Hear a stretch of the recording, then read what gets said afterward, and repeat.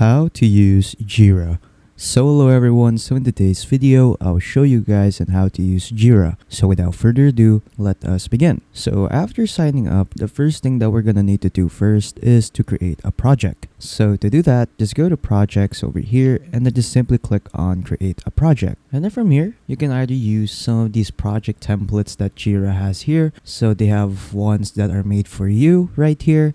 They also have ones based on software development, service management, work management, product management, marketing, human resources, and a lot more. So feel free to check out these templates. But for me, I'll just be using this Kanban template right here, since this is the one that I'm most used to. So I'll just click on this, click on use template, and then after that, it will now ask you to choose your project type. So you can choose between team managed or company managed. So for team managed, you can set up and maintain by your team. So this is maintained by your team. Or for company managed, this is set up and maintained by your Jira admins. So feel free to choose what kind of project type you want to use. But let's say you want to switch around these projects, you can always switch them around later. So it says right here, you need to create a new project if you decide to switch projects later. So for me, I'll just choose team managed. There you go. And after that, what you want to do from here is to just add your project details. So in here, you can just input the name of your project here. So for example, I'll just name it project name. And then just input your key right here. So what is a key? So choose a descriptive prefix for your project's issue keys to recognize work from this project. So if you want to learn more about this, just simply click on this, learn more. And after that, you'll be redirected here. So issue keys are unique identifiers for every piece of work you track with Jira. So these are easily recognizable and quick to remember.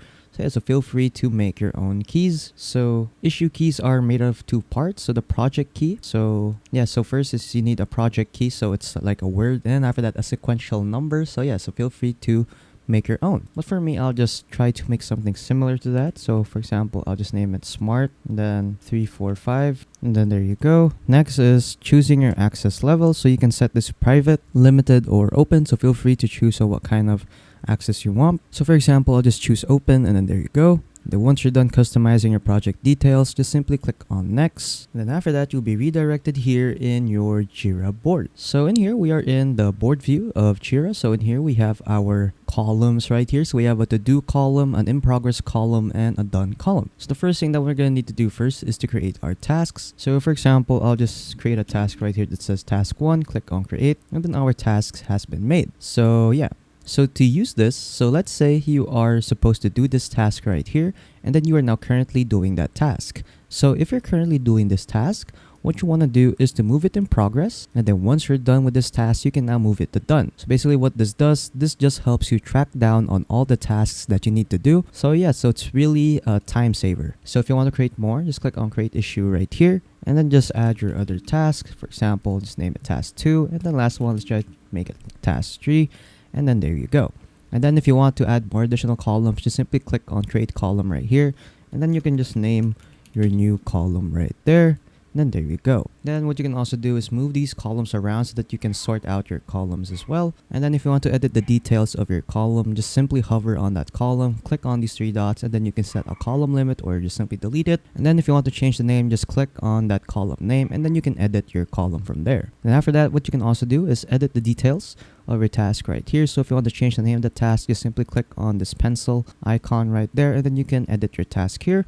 And then if you want to check out some more additional settings, just click on your task, and then after that, this window will pop up. So in here, you can add content in your task right here. So you can add attachments, a child issue, a linked issue, web link, a Loom video. You can also add apps right here. So when you click on add apps, you'll be redirected here in the app store of Jira. So in here, you can use apps that can be used with your tasks right here, like Script Runner, Jira Misc workflow extensions, structure by tempo, deep clone for Jira, and a lot more. So feel free to check all of these apps out if you are planning on using them. Next, we have description. So in here, just input a description for your task right here. And then in the top over here, there are also some settings right here that we can use in modifying our description, like text styles, making it bold, italicizing it. They also have more formatting options right here, like code, subscript, superscript, underline, strike through. You can also change the text color if you want to, add a bullet list or a numbered list, add an action item, use links, add an image, video, or file, mention your team over here, add emojis, create a table, code snippet, insert elements, and you can also use Jira's writing assistant right here. So feel free to customize your description out, and then once you're done, just click on save. And then next is we have activity right here. So under activity, we have comments and history. So basically in comments, you can just write comments right here in your task. So again, it also has the same settings right here, same with the description that will allow you to modify your text. And then under history, you'll get to see all of the history done under your tasks. So as you can see that I created this issue, I changed the status of this issue, updated it, and a lot more. So yeah, and for all, you'll get to see both comments and history right here. So yeah, so feel free to explore this section out. And then the right side over here is we have our progress right here. So this one right here allows us to change the progress of this task. So when I click on this, I can change the progress or the status of this to in progress or done, or to your other columns that you've made. So yeah, so feel free to explore this section out. So for example, I'll just change it to in progress, and then there you go. And then this card will now be moved into in progress. Next, we have actions. So in here, basically what this does, this allows us to create automations. So this is more pre-advanced. So since this is a beginner video, we can just skip on this. Next is we have improve issue. So basically what this does, this just uses Jira's AI to help you improve this task, like improve issue description, summarize the comments, or suggest child issues. So yeah, so feel free to use this if you want to use Jira's AI. Next are pin fields. So in here, you can pin any field you want right here under details. So yeah, so for example, when I click on this pin labels right here, so when I click on this, this will now appear in the pin fields. So yeah. So next is we're going to move on to details right here. So under details is we have assignees. So in here, you can assign anyone from your team right here. So to do that, just click on this one right here.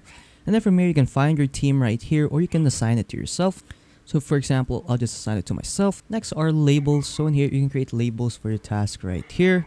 Whoops. Next, we have parents. So in here, you can add like a parent task for this. So basically this will be a predecessor to an upcoming task. Next we have team. So in here you can set this task for a specific team in your workspace. Next we have development, and lastly we have reporter. So yeah, so feel free to customize your details out. And then when I go to click on these settings right here in the details, it can allow us to also create more fields or manage fields. And then lastly right here, so we have configure. So in here we can configure on how our task will look like. So in here in configure, we can add like actual end dates, actual start dates, approvers, change reason, change risk, change type, due dates, impact, and a lot more. So feel free to choose what kind of fields you want to add. So if you want to add a field, just simply drag that field right here, and then just drag it here into these boxes right here. So feel free to choose on which box you want to add this field to. So as an example, I'll just add a due date right here, and then for example, I'll just add it to description fields right there. And then there you go. And then once you're done adding the fields that you want to add, just simply click on save changes, and then after that it will now update your fields. So when I go back to this task over here, as you can see, there will now be a field right here that will allow us to add due dates to this specific task. So yeah, so next at the very top over here is that we can also set restrictions for this task right here. So we can set like what roles are only allowed to use this task, like administrator, members, or viewers. So yeah, so feel free to customize this section out. We can also add like votes right here, so you can vote for this issue. You can also share this issue if you want to, so you can just add this to your team or send it to your team, copy the link of it, share it in Slack, and then these three dots over here allow you to add flags, connect Slack channel, add parent, move, clone, archive, delete, open the command palette, print, export in Word, open issues in sidebar, configure, and yeah, that's pretty much it for the tasks. And then next is if you want to add your team right here in your project, just simply click on add people right here, and after that just enter the emails of the team that you want to add from here, or you can add them from Google, from Slack, or Microsoft. So feel free to choose on where you want to invite your team. And then after that, what you can also do is set the roles for your team members. So you can set them for administrator, a member, or a viewer. So yeah, so feel free to customize these sections out. And then once you're done adding those details, just simply click on add. And then after that, an invite link will be sent to them. Next on the top over here, so we have the search bar. So in here, we can search up anything right here, like tasks, etc., etc. So this will just help you filter out the tasks that you want to find if you have lots of tasks lying around. Next, in the right side over here, we can also group tasks right here, so we can group it by assignee, subtasks, or none, we can also use board insights right here, view settings. So yeah, so you can customize your view settings right here. At the very top over here, again, we can create automations, add this to our start, share it, enter in full screen, and then this three dots over here allows us to manage our workflow, manage custom filters, and configure boards. So feel free to check this section out. Then the left side over here is we have our views. So in here we can change our view. So if you don't like the board view, you can switch to the timeline view right here. So this will be a timeline view of our project right here. Next we have lists. So in here we will have a list view of our tasks. So if you want to use this, you can always use this. I'm just really used to using the board view right here. And then we have forms. So in here, we can create forms right here. So we can collect information, preview and share it, and streamline requests. You can also add more views right here. So just click on add view, and then you can add a backlog view, more views like project pages, and you can also add shortcuts and more features. So feel free to explore that section out. Next, we have development right here. So in here, we can connect our code to Jira. So if you want to push code right here, you can always do that with Jira. So you can use GitHub, GitLab, or Bitbucket, so you can connect your accounts right here. And then we have project pages right here. So in here, this is where you and your team can capture all your important information. So you can start with a blank page and add rich content such as tasks, images, macros, Jira software issues, and roadmaps. You can also mention your team right here just by adding them. And then the right side over here, you also have templates for your project pages. Like you can start with a blank page, product requirement, decision, meeting notes, retrospective, and a lot more. So feel free to explore this section out. Then we have project settings. So in here we can modify again our project settings, like changing the icon, project name, project key, category, project leader, default assignee, and a lot more. So yeah, so feel free to explore those sections out. And then after that, you're pretty much done on using Jira. So those are pretty much the basics on using Jira. So if you found this video helpful, don't forget to leave a like and subscribe for more tech tips. That is all.